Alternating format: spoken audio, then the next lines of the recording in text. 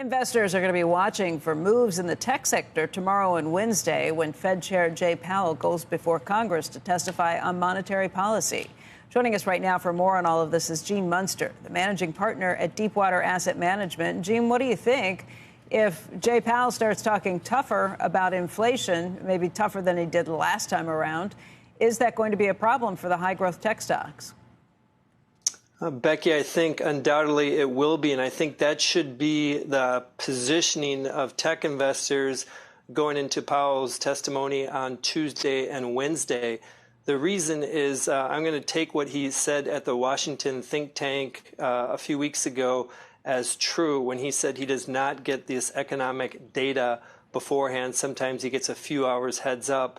The next key data point, of course, is Friday with the jobs number.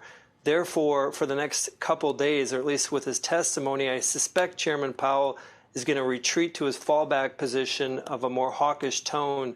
I think what he learned with the last Fed meeting is that if he is not overly hawkish, the market tends to interpret any fractional positive news related to any sort of breaks coming up in interest rates. And so I suspect that he's going to be pretty hawkish, and I suspect that that's going to kind of lay the groundwork for a sell-off in tech. I'm a big believer in tech. I think this first half of the year is going to be a difficult year for tech, and it's a very simple equation related to what we're seeing in the economy and specifically related to inflation. We'll hear that from Powell this week. Okay, so if that's what you're doing short term, longer term, do you go back into those stocks, like just get out of them in a trading sort of way ahead of that testimony? So I think there are two approaches. We have two different products for each approach, but one approach is to time the market. I think if you have a market timing perspective, it's best to have an overly weighted cash position right now.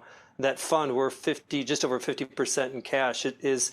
I do not sleep well at night if the market and fears of the market ripping, but that is our perspective, at least for the next several months, as we think that there's going to be some softness. And we're still invested, though. Half we're still invested in companies that we think have margin upside. We do think that this sets up, and I don't want to split hairs and have a mixed message here. I want to be very clear. First half, I think that these stocks are going to be less performing relative to the overall market. But I think the back half of 23 and into 24 is going to be a great year for tech.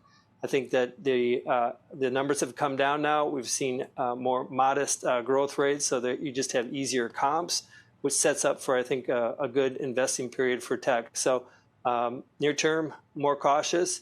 But I still think if investors believe and want to be fully invested, there's still great companies to be invested in.